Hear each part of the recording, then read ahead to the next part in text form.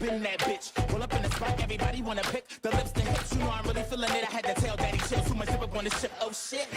Hey everyone, NAVA here. I am a Persian DJ and a musician and an artist, and I am your host for Middle Eastern Clubbing with NAVA today. Each episode I'll be focusing on different artists and musicians and DJs coming from the Middle East and North Africa, which is what I'm focusing on because basically when I was trying to handle and while I was trying to see the different kind of vibes and the different genres that were going on, and I wanted to find my own identity as a DJ, I started focusing on the Middle East because that's where I'm from. So it was the most, I'd say, real kind of aspect of it all. So, and I found out all these different DJs and producers that are absolutely killing it in that scene right now. And one of my favorite ones is Zuli, which is our deep dive of today. What you're hearing in the background is his boiler room for Primavera sound. So stay tuned, and this is Eastern Clubbing with NAVA.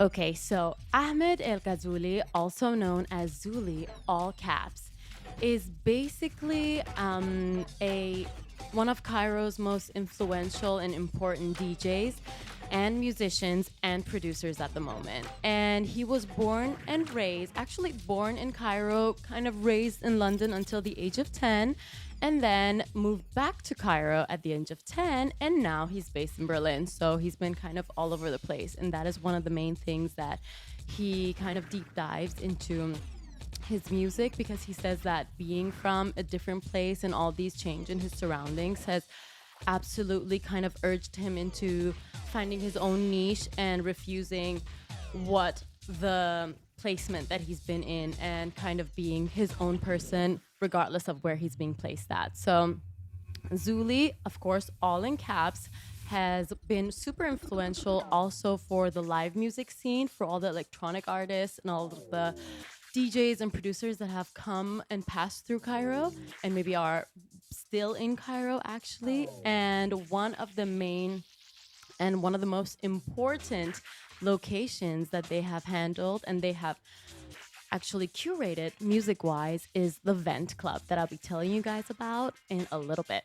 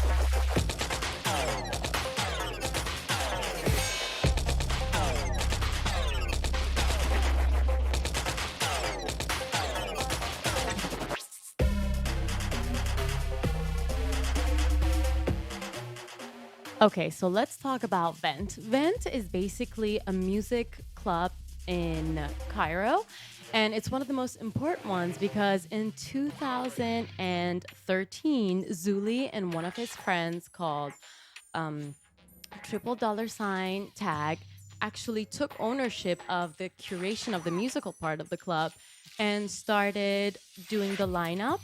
And that was kind of a really epiphanal and important moment in the underground and kind of electronic scene in Cairo, because it was the moment where a lot of people who would not be booked in normally in Cairo were booked through them and through Vent, which was actually a club downtown in Waladi Square.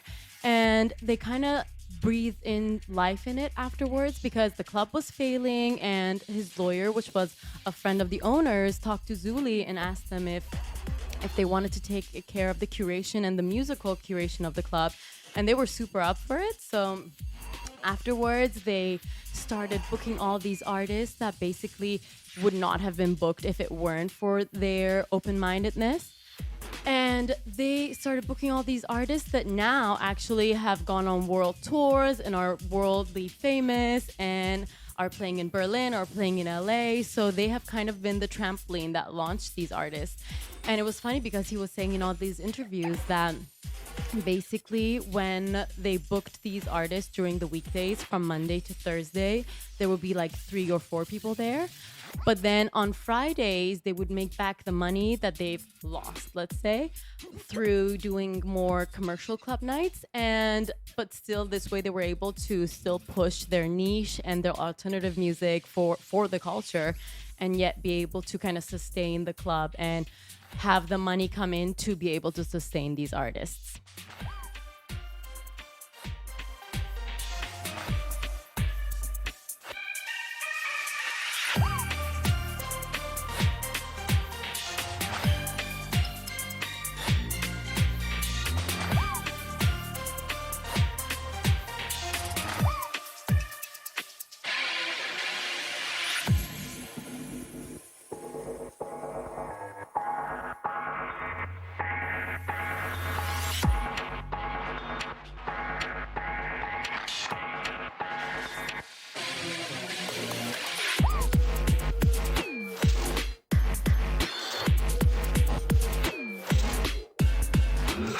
So an important thing about Vent was that they would kind of have built a community around it where people, like-minded people, would meet and would just talk and share ideas and meet new artists. And it was kind of like a support system as well. And he was talking about how these people would not have been booked anywhere else in Cairo if it weren't for Vent. So I feel like this kind of brings us back to our DJ Plead episode, where he was talking about how through his label Somak, he was actually able to push through all these artists that would not have been signed to another label if it weren't for him, and maybe the open-mindedness and the freedom in just believing in their music and giving them a chance. So that is absolutely what Vent stands for, and it's kind of like a place for unity and freedom, and also for a lot of cultures to mix and not only be for the music only being for commercial aspects, but also creating a lot of cultures and a lot of groups that's coming together and not having just one mainstream, basically.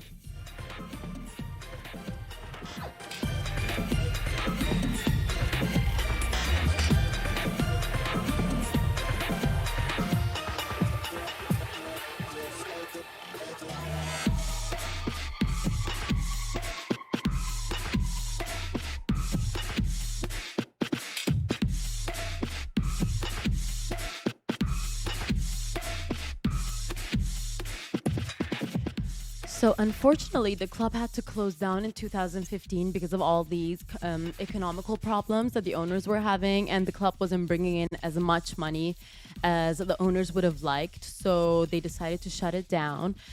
And Zuli actually says that this has been one of the main issues because, and I quote, "The biggest challenge has always been creating an audience big enough for the scene to be able to sustain itself." This is actually a huge issue because if the artists are not paid and cannot live off of their talent and off of their music, then they can't be doing that as a full-time job, and that has to become their part-time job. So they have to be doing something else and focusing on something else for them to be able to continue and to be able to just survive on a daily basis and have income. So they all have to find out different ways to make money.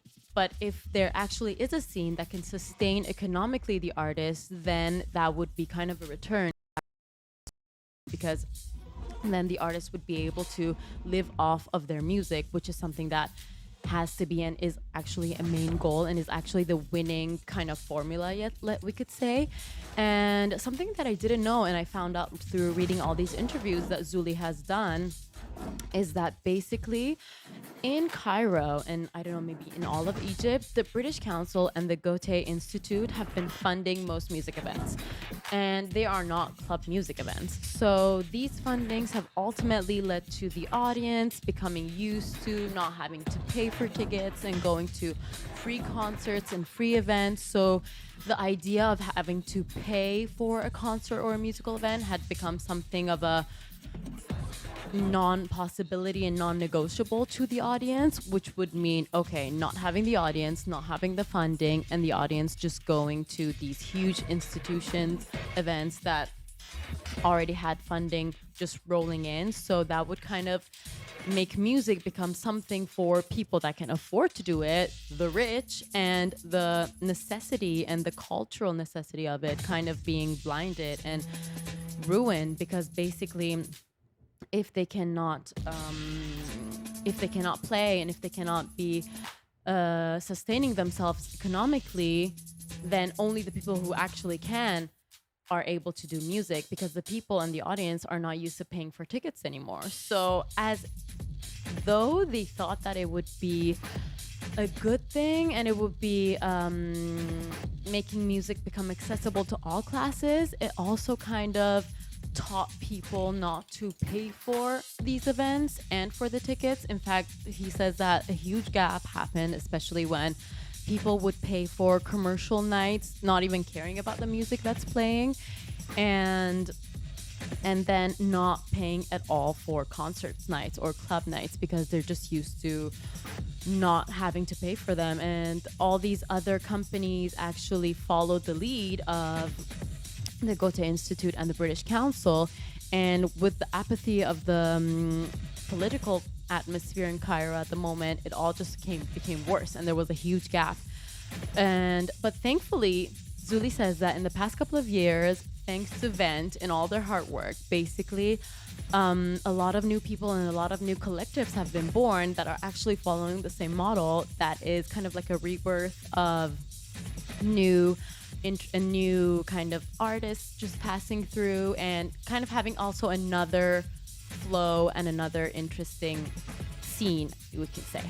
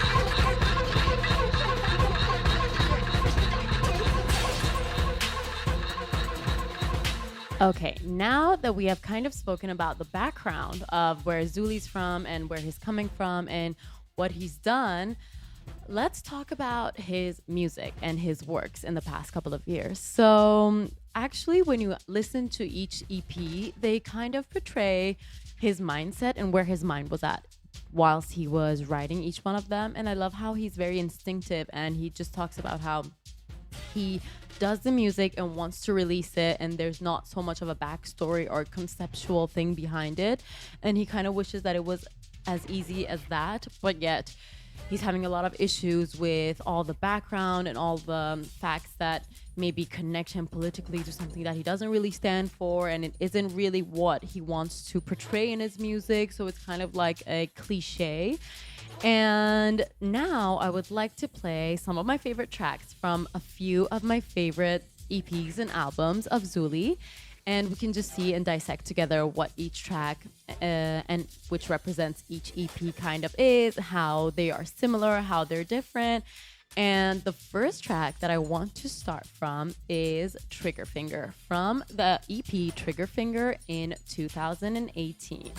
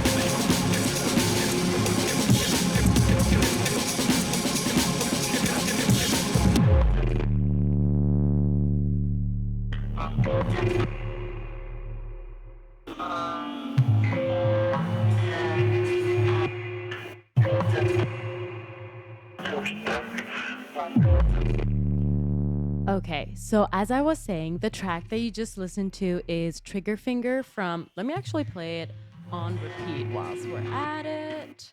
This way you can listen to it whilst I'm talking about it. Okay, so as I was saying, this track is Trigger Finger from his EP, Trigger Finger. And it's a collection of singles that he wrote over the years. And he talks about how there's no particular concept behind it because he tends to shy away from the whole literal concept and narrative to leave it down to the listener and down to the audience to kind of have their own take on it, which I actually appreciate because it kind of gives you an extra level of freedom and as an artist kind of adds a little bit of a sprinkle of mystique, you could say. And this is a super harsh kind of one of my kind of favorite things about Zuli kind of records because basically there's a lot of distorted samples, there's a lot of amen break beat, amnesia scanner kind of glitchy vibes, and one of his signature touches, which is voice samples, which is something that I personally love, and I feel like it is such a game changer, especially when you use them as samples that create beats and create a whole kind of loop on their own, and I love how he does that.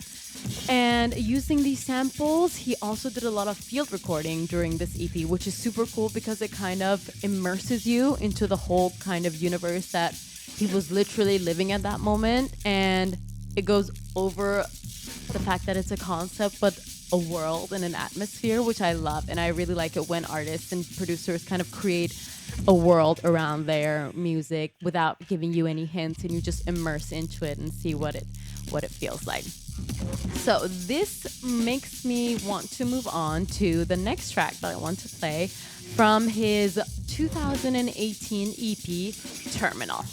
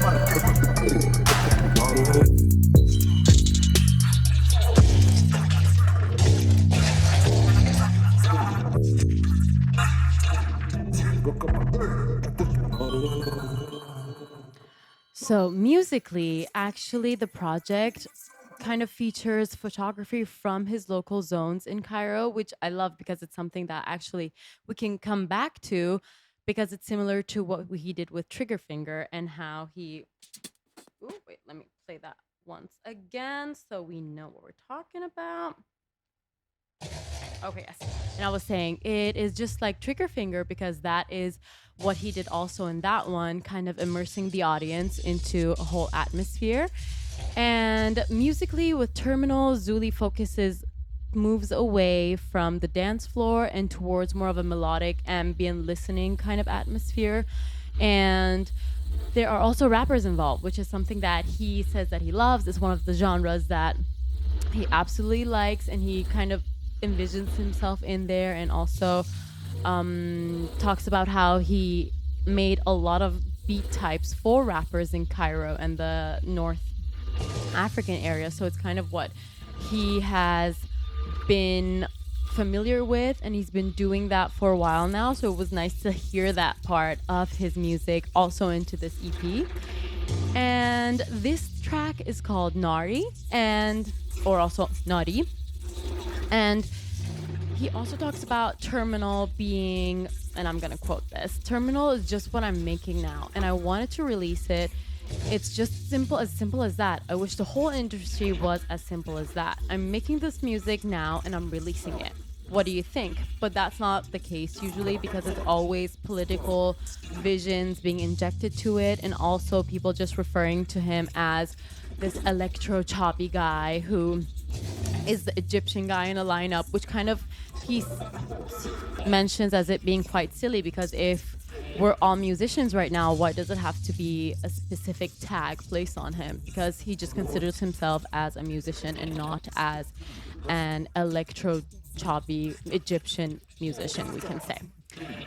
Okay, and now I'm gonna talk to you about a fact that has actually happened, and that is after he released Terminal, 4 months after, he had another EP ready to be mastered. But unfortunately, he fell asleep on the train in France and all of his material was stolen. So basically all of his sound library, the whole album, the whole EP, it was all stolen, and he was left with literally nothing, which is kind of a nightmare if you think about it. I mean, if that happened to me, I really would not know how to handle it, but he took it as an opportunity to kind of recreate and give everything another chance and another shot, and just start from zero as if it was a blessing and as if it was a second chance at it. And that is why he comes up with the EP All Caps. The track that opens All Caps is appropriately cathartic, and it's overdriven amen breaks hitting with the fury of the fist through drywall, which is apparently what he was feeling at the moment. And he would spend the following year building his sound world back up again, and the results were finalized in Zuli's fourth EP, All Caps. And with the sixth track being Penicillin Duck, the only track that actually survived from the old EP that was stolen from him. So now I'm gonna talk to you about All Caps, which is one of my favorite. Actually, it's my favorite EP of his. And I'm gonna play you one of the tracks that is quite special to me because it kind of sums up what his all of the problems that he's been having and all of this trial and difficulty that he's been having with all this journalism politics just involving in his music and all these labels that have been placed on him. Basically, Zuli has been fighting a specific narrative that's against the expectations that believe that he should somehow represent Cairo in his music. And when he says that when I release something, journalists just assume and write this electro chubby guy, like I was telling you guys before. And it's just like, come on, man, just listen to my stuff. And they always try to inject political narrative and projecting their own ideas with Egyptian musicians that have to be and feel a certain way. And that is the concept that he always tries to step away from, basically. An Egyptian musician is kind of ridiculous considering that we're in 120 million, and I don't really consider myself as an Egyptian musician, but just a musician. So we could absolutely hear this and kind of enter into his inside jokes whilst we listen to the next track from All Caps. That's called Bro, I Love It. My favorite track, absolutely.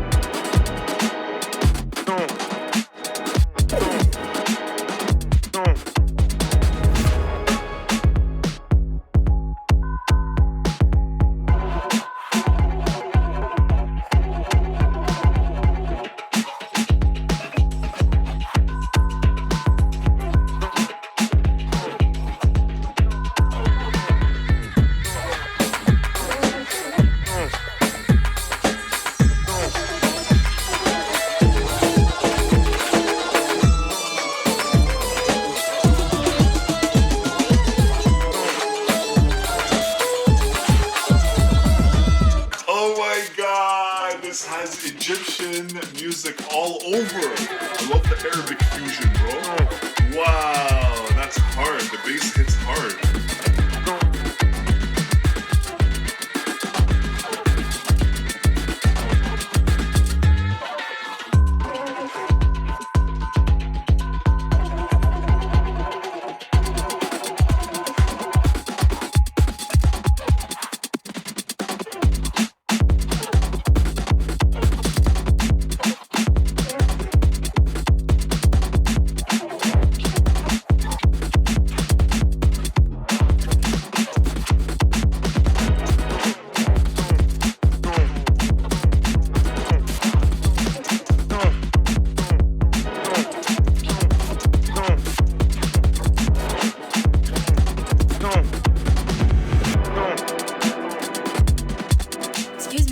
Excuse me, hi. What happened to the North African music you were playing earlier?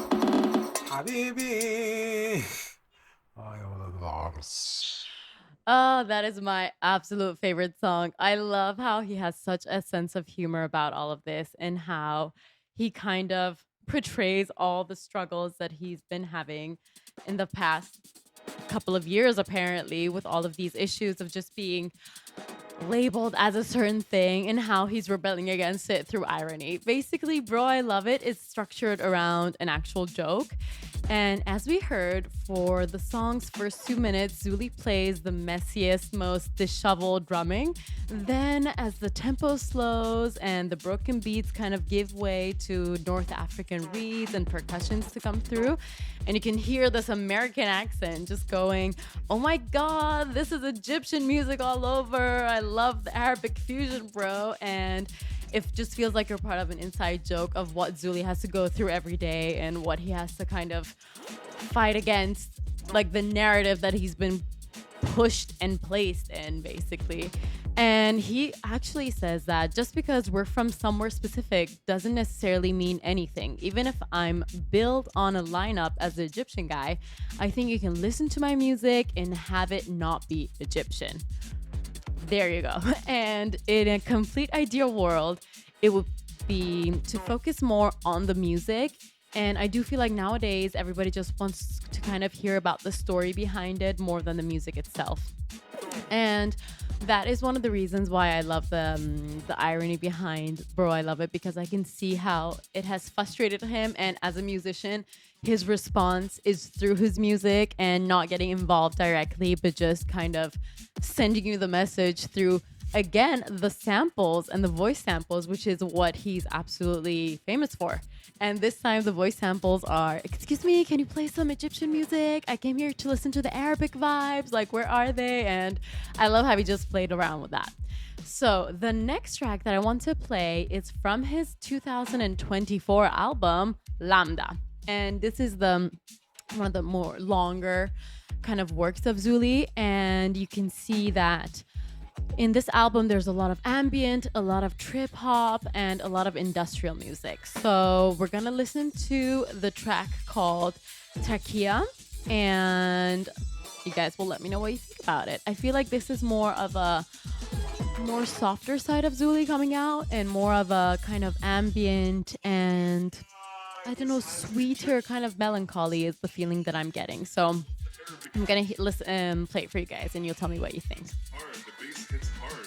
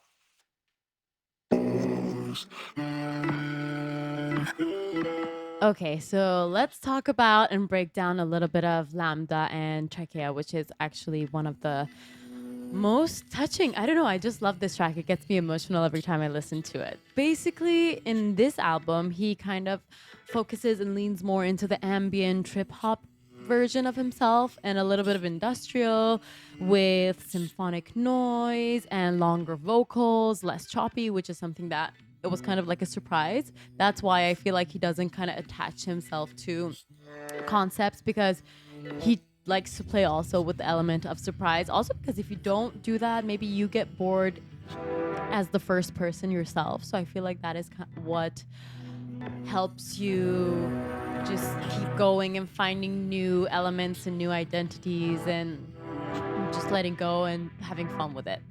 So this is kind of Zuli's softer side, and he takes his resistance one step further in refusing to deliver the kind of club productions that he has long been identified with. And he's created an album that sounds breathtakingly original, and I'm quoting this from the one of his interviews, I think from the Coitus is this one from. And so I chose Trachea because I felt like it was one of the most, I don't know, soft and sweet ones from the album, and I don't know, it just gets me emotional every time. And whenever Zuli's asked about his music and discussing it and talking about it, he says, and I'm gonna quote, "I've always been a genre hopper," which is what keeps it also fresh and what keeps you guessing every time he releases something.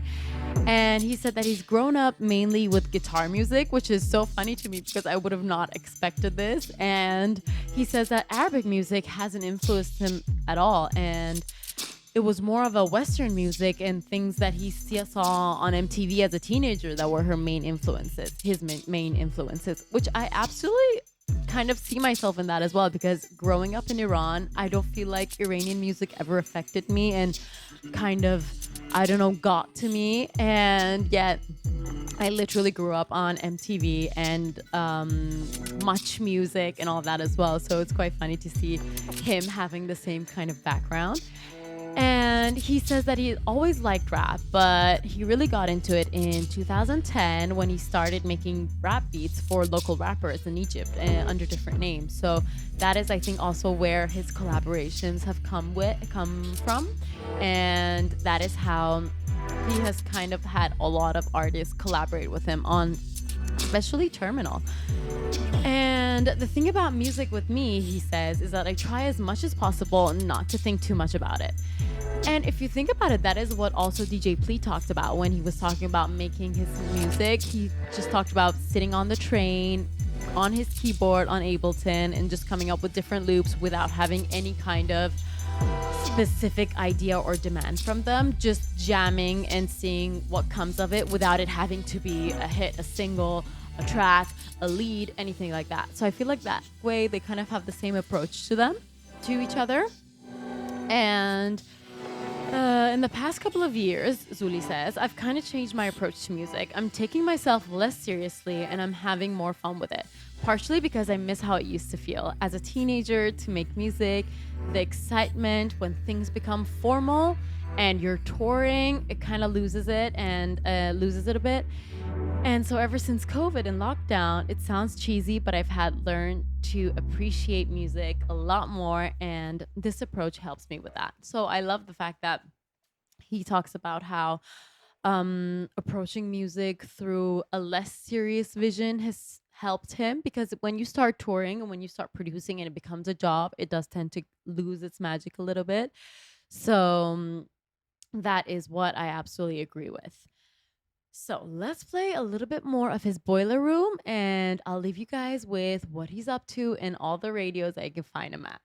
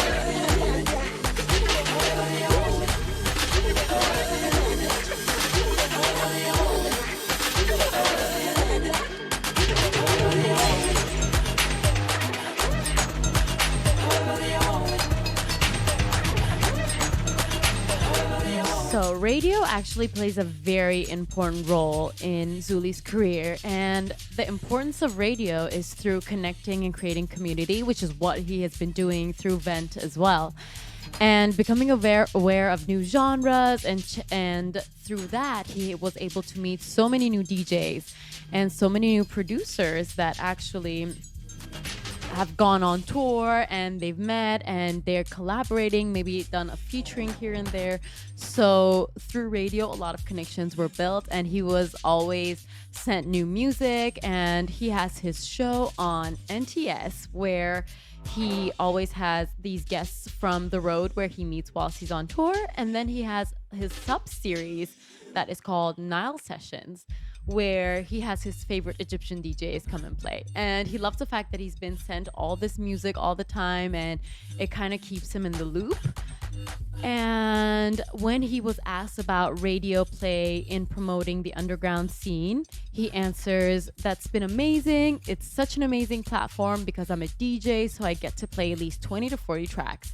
And up and coming producers know that, and they send me their music, and it's just amazing to be able to showcase all the talent." And that is basically what Vent stood for. So I love the fact that even though the structure of Vent isn't there in his curation anymore, the concept still is happening and is flourishing and is just keeps on going. And that's how a lot of new collectives were created through. So that is absolutely a fun fact and something that I absolutely look forward to listening to.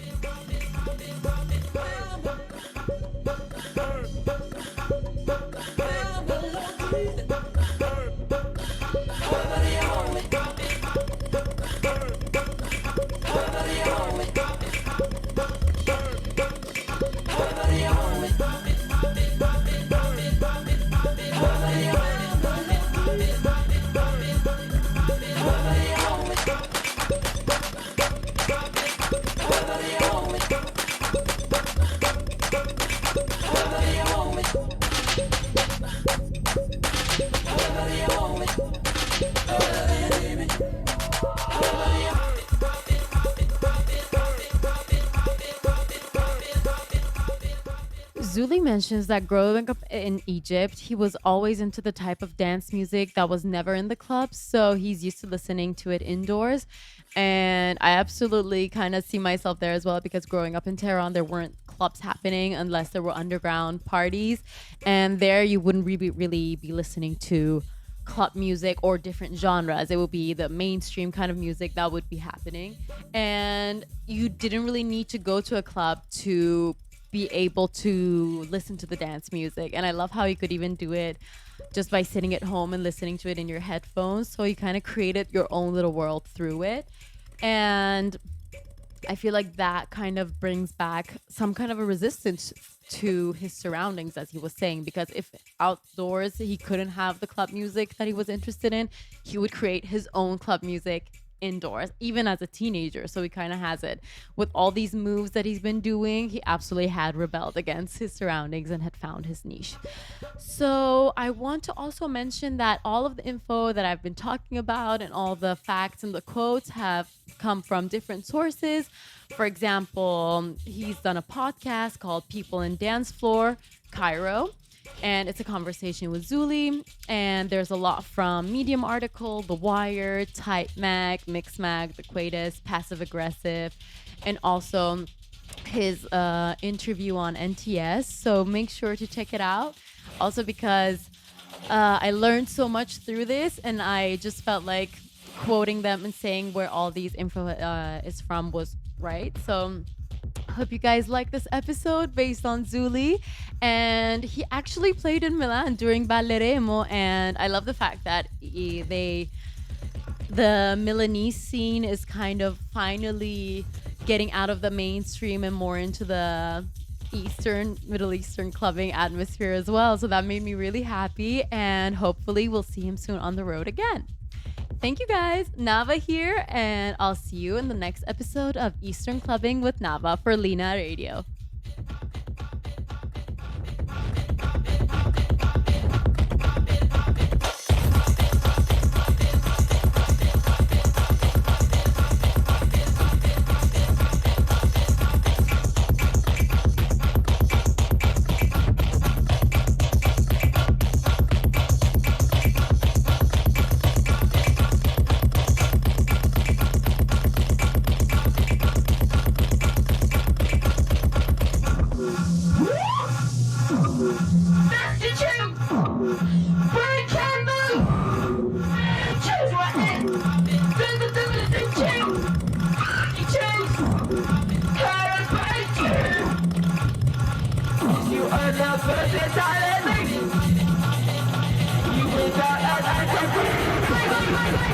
You